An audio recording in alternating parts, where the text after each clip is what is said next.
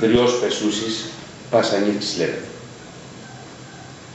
Τώρα δεν έχουμε βρει τίποτα άλλο από το να βρίσκουμε ένα θέμα, το οποίο από ό,τι αντιλαμβάνομαι, γιατί εγώ δεν είμαι στη διοίκηση του Δήμου, εγώ είμαι ο πρόεδρος του Δημοτικού Συμβουλίου.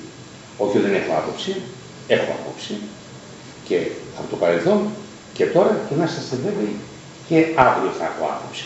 Εντάξει, δεν κάνουμε τίποτα άλλο λοιπόν, επειδή δημιουργήθηκε ό,τι μπορεί να έχει δημιουργηθεί στο θέμα της ΚΕΔΗ, που εγώ δεν παίρνω θέση ποιος μπορεί να έχει δίκιο, ποιος μπορεί να έχει άδικο, αλλά δεν μπορεί να μην λάβω υπόψη μου τις αποφάσεις τις οποίες έχει πάρει ο Δήμαρχος, που σκοπός και στόχος του είναι να διασφαλιστεί και η τελευταία δραχμή της ΚΕΔΗ και αν τυχόν έχει γίνει κάτι, αν τυχόν, όπως θέλουν να λένε κάποιοι και όπως εσείς σαν έγκριτοι δημοσιογράφοι γνωρίζετε πάρα πολύ καλά, να βγει και στην επιφάνεια και πλέον ο κάθε κατεργάρης να πάει στον πάγκο. Τώρα λοιπόν δεν κάνουμε τίποτα άλλο από το να βρίσκουμε θέμα. Και τι έχει πει ο Δήμαρχος? Έχει πει ο Δήμαρχος ότι θα μπει ορκωτός λογιστής, ορκωτοί λογιστές. Θα γίνουν έλεγχοι, θα γίνουν εις βάθος έλεγχοι, θα γίνει ξεχωριστά έλεγχος αυτής της δημοτικής αρχής που ξεκινάει από το Σεπτέμβριο η θετία της του 2014 έως και σήμερα, όπως και από τα περασμένα χρόνια που υπήρχαν άλλοι στη θέση, στη διοίκηση της ΚΕΔΗ. Επειδή λίγο πολύ γνωρίζετε όλοι, επειδή τουλάχιστον οι ελευθεροεπαγγελματίες γνωρίζουν όλοι τι πάει να πει έλεγχος ορκωτών λογιστών. Οι ορκωτοί λογιστές, καταρχάς, δεν μπαίνουν σε καλούπι. Καταρχάς δεν θα τους πεις εσύ ποιες ώρες θα εργαστούν. Καταρχάς δεν θα τους πεις εσύ τι θα επιλέξουν να διευθυνήσουν, να ελέγξουν. Δεν θα τους πεις εσύ, δεν μπορεί να τους πει κανένας μας πόσο χρόνο χρειάζονται. Είναι κάτι το οποίο δεν είναι υπάλληλοι του Δήμου. Δεν είναι υπάλληλοι της περιφέρειας. Είναι ορκωτοί λογιστές. Αυτοί κρίνουν, αυτοί αποφασίζουν τι θα ελέγξουν, πόσο θα το ελέγξουν, σε τι βάθος θα το ελέγξουν και σε τι χρόνο χρειάζεται να το ελέγξουν.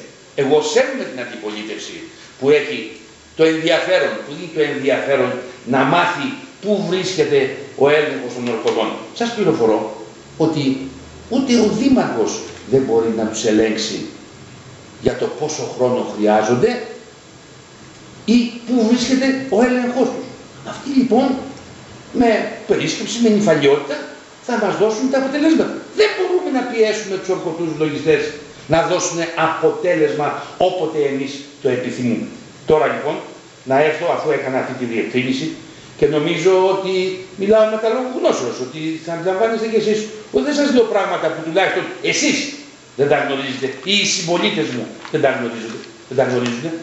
Τώρα βέβαια ότι ο καθένας μπορεί να λέει ό,τι θέλει, Βέβαια, εγώ σε κάποια στιγμή εχθές ρώτησα την κυρία 2010 αν αντιλαμβάνεται τι έλεγε.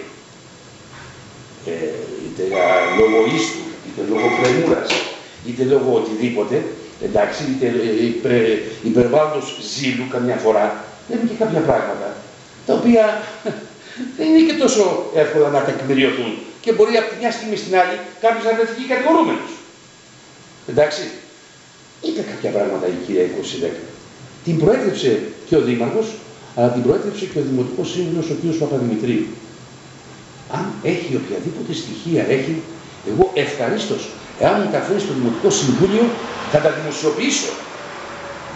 Εγώ ευχαρίστως, αν η κυρία 2010 έχει στοιχεία και δεσμεύομαι στην προκειμένη περίπτωση, ότι αν μου τα δώσει, εγώ θα τα δημοσιοποιήσω και θα σας ενημερώσω και εσάς τους δημοσιογράφους και τους συμπολίτες μου.